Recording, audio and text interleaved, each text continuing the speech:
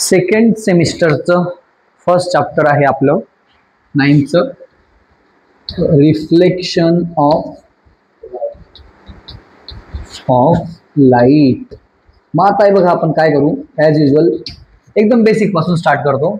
11th chapter आहे आपलं, ठीक आहे, फिजिक्सचं 11th chapter, reflection of light. आता सगळ्यात पहिले sir simple question, what is light? Light काय काय आहे लाईट? ठीक आहे, हा इथं लावलाय बघा लाईट. लाईट म्हणजे हा वाला लाईट नाही. Light is a form of energy which gives us the sensation of vision. एक लाईट म्हणजे काय सर? एक फॉर्म ऑफ एनर्जी. लाईट म्हणजे काय की sir, light is a form of energy. Source कोण आहे लाईटचा? सर सोर्स तर आपला सन आहे, ठीक आहे. मग आता बघा, light is a form of energy. एक वर्ड वापरलाय बुक मध्ये जो थोडा डोक्यावरून जाईल, इलेक्ट्रोमॅग्नेटिक रेडिएशन. इलेक्ट्रोमॅग्नेटिक रेडिएशन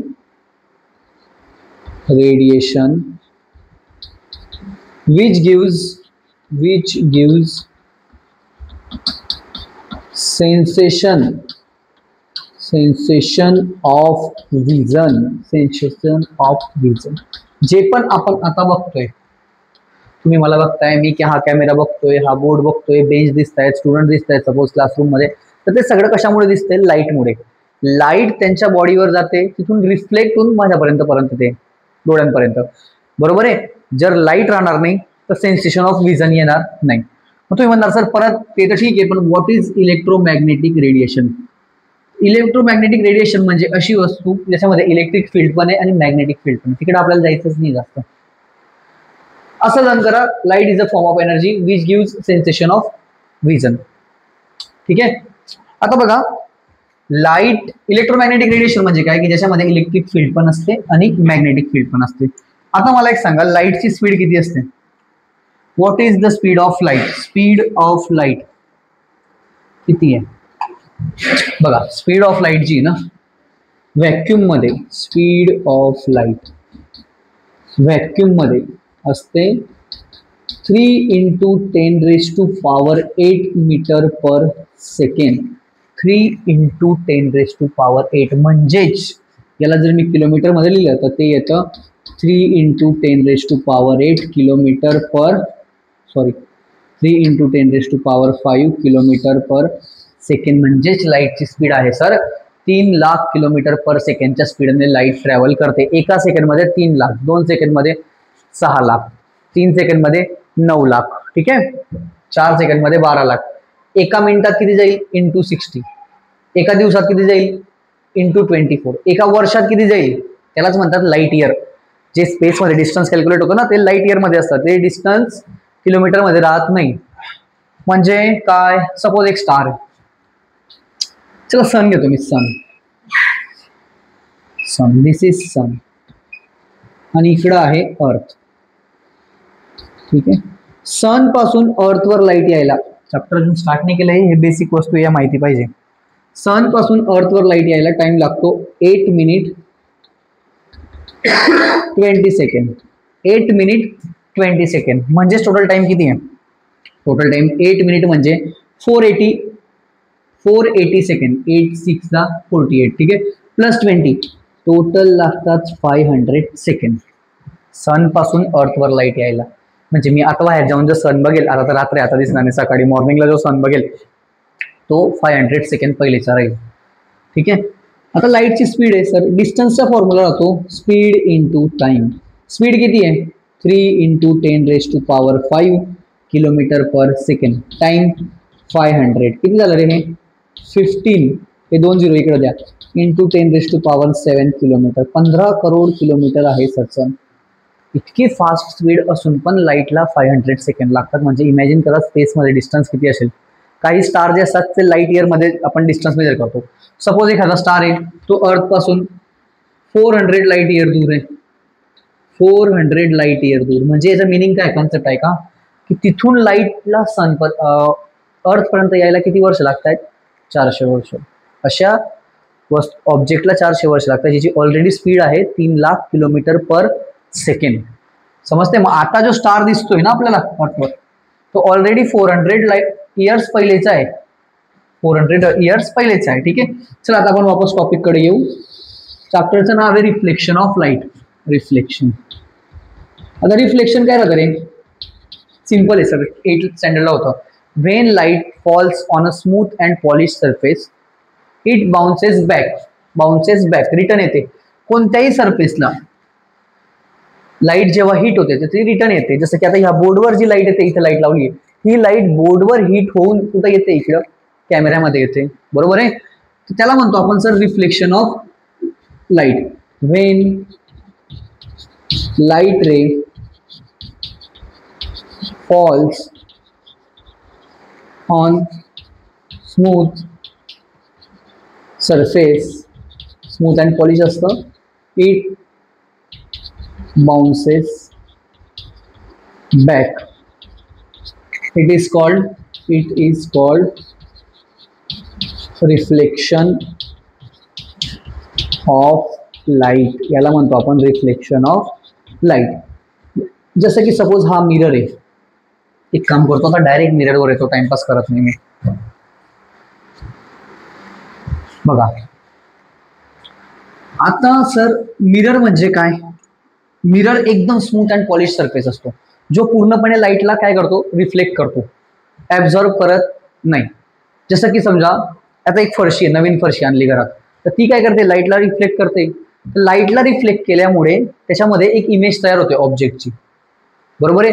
तो smooth and polish surface, smooth and polish surface which reflects light, लाईटला काय करतोय? तो रिफ्लेक्ट करतोय. And creates clear image. It is called mirror. त्याला म्हणतो आपण सर मिरर. मिररची डेफिनेशन आहे की स्मूथ अँड पॉलिश सरफेस घ्या, जो काय करेल? मॅक्सिमम लाईटला रिफ्लेक्ट करेल. बघा आता पाणीमध्ये बी इमेज दिसते, पण ती क्लिअर नाही. कारण काय? की पूर्णपणे लाईट रिफ्लेक्ट होत नाहीये. मिरर एक अशी वस्तू आहे की जी पूर्णपणे लाईटला काय करते? रिफ्लेक्ट करते. रिफ्लेक्शन का नेसेसरी? आता समजा मी इथं बसलेलो आहे आणि एक स्टुडंट इथं बसलाय, तो मला दिसतोय. कारण काय? की लाईट त्याच्या बॉडीवर जाऊन रिफ्लेक्ट होऊन माझ्या डोळ्यांपर्यंत येते. म्हणजे सगळा गेम असतो या चॅप्टरमध्ये सर रिफ्लेक्टेड रेसचा. रिफ्लेक्टेड रेस, आता समजा आता हा चॉक आहे, हा इकडे ठेवलाय, आता मला दिसत नाहीये. पण सपोज इथं मिरर ठेवला, तर मिरर ठेवल्यामुळे काय होईल? मला आता ह्या चॉकचं जे रिफ्लेक्शन आहे, इथून जी लाईट रिफ्लेक्ट होऊन मिररमध्ये येते, ती रिफ्लेक्ट होऊन माझ्या डोळ्यांपर्यंत जाईल. म्हणजे मला चॉक काय राहील? व्हिजिबल होऊन जाईल ना. सगळा गेम आहे रिफ्लेक्टेड रेसचा. बरोबर आहे. हे झालं मिरर. आता मिरर बनतो कसं काय? सिंपल आहे. ग्लास घेतात सर, ग्लासवर सिल्वर किंवा ॲल्युमिनियमची कोटिंग देतात. कारण की सिल्वर हा बेस्ट रिफ्लेक्टर आहे. सिल्वर कलर जो आहे ना, तो बेस्ट रिफ्लेक्टर असतो. तो लाईटला काय करतो? रिफ्लेक्ट करतो. आणि त्याच्या बॅक साईडला अजून एक ऑरेंज कलर दिसतो. बघा कधी काच फुटून गेला ना, त्याच्या बॅक साईडला ऑरेंज कलर दिसेल. ऑरेंज पहिला ऑरेंज कलर मागेल. ठीक आहे. तो राहतो लीड ऑक्साईड. तो प्रोटेक्शनसाठी राहतो. आणि तो काय करतो? मिररला ऑपॅक बनवतो. ऑपॅक म्हणजे लाईटला त्याच्यामधून पास होऊ देत नाही. तर जितकी लाईट येते सगळी लाईट रिफ्लेक्ट करतो.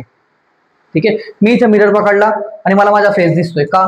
की जेवढी लाईट माझ्या फेसवर येते ती रिफ्लेक्ट होऊन कुठे जाते? मिररमध्ये. मिरर परत त्याला काय करतोय? रिफ्लेक्ट, आणि ती जाते माझ्या डोळ्यात. समजलं हे? आता बघा, मिररचे ना या चॅप्टरमध्ये 2 टाईप आहेत आपल्याला.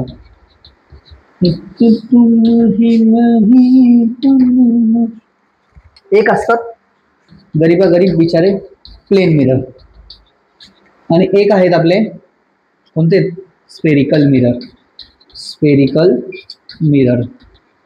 ठीक आहे. आता आपल्याला बघायचंय image formation by plane mirror. Plane mirror कशी इमेज फॉर्म करतो? किती मिनिट झाले सर? 10 ना, बस 5 मिनिट मध्ये आवडतो मी. Characteristic of image form by plane mirror. बघा आता आपला टॉपिक आहे characteristics of image formed by plane mirror. बघा आता परत मी एक गोष्ट सांगतो, एक इम्पॉर्टंट टॉपिक आहे की जिथं रिफ्लेक्टेड रेज मीट होतील तिथं इमेज तयार होते. आपल्याला वाटतं मिररच्या आपली इमेज मिररवर बनते, मिररवर इमेज नाहीये, मिररच्या बॅक साईडला इमेज आहे. समजते काय बोलतोय? इमेज नेहमी असते मिररच्या बॅक साईडला. जसं की समजा आता मी इथे एक मिरर ड्रॉ केला, हा प्लेन मिरर आहे, ठीक आहे, बरोबर आहे.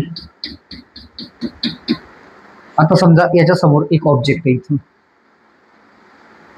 ही ऑब्जेक्ट आहे इथून 10 सेंटीमीटर दूर, आणि इथून एक पर्सन बघतोय, हे डोळे, हा eyes.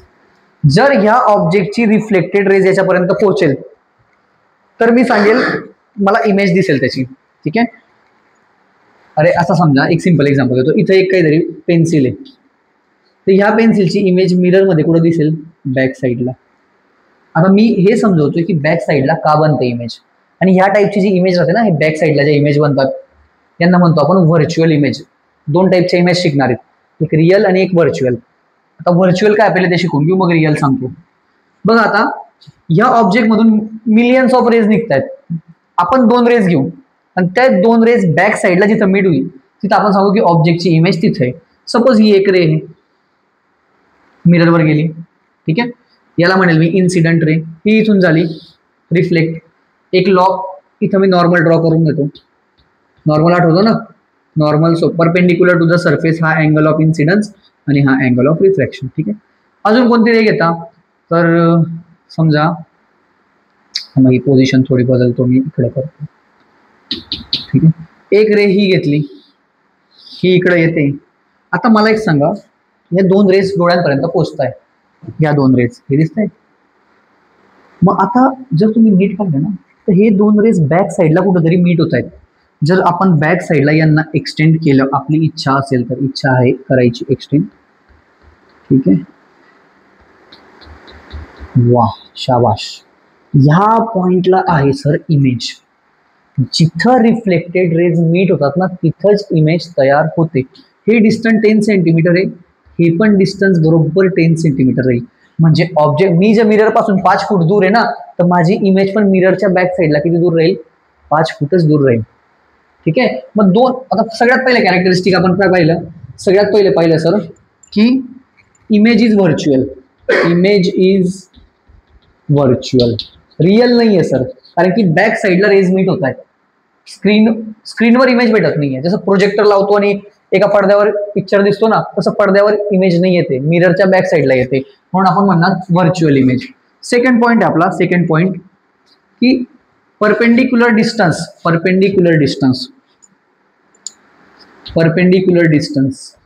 Of the object from the mirror is equal, जितक्या दूर ऑब्जेक्ट राहील मिरर पासून तेवढ्याच दूर इमेज पण मिररच्या बॅक साईडला दिसेल, is equal to perpendicular distance of the image